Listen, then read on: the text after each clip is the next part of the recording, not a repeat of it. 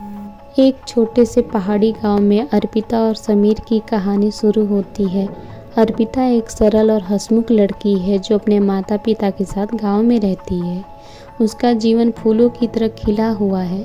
हमेशा गांव के बागों में बच्चों को पढ़ाने और अपनी माँ के साथ किचन में काम करने में इतनी व्यस्त रहती है। दूसरी ओर समीर एक शहर से आए हुए इंजीनियर हैं जो गांव में एक नई परियोजना के तहत काम कर रहे हैं।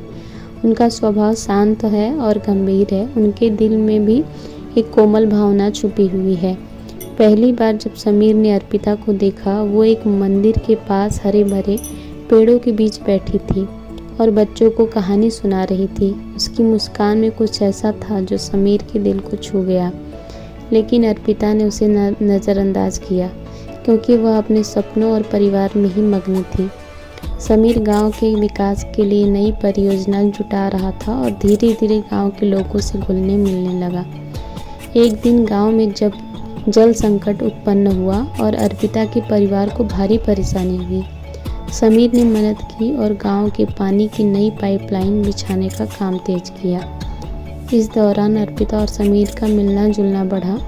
समीर की मेहनत और गांव के प्रति उसका समर्पण अर्पिता के दिल को छूने लगा। धीरे धीरे दोनों के बीच नज़दीकियाँ बढ़ने लगी। समीर ने एक दिन अर्पिता को से अपने दिल की बात कह दी, लेकिन अर्पिता ने अपने माता पिता की सहमति की बात की। अंत में दोनों परिवार की मंजूरी से अर्पिता और समीर की शादी हुई। गांव में उनकी प्रेम कहानी एक मिसाल बन गई।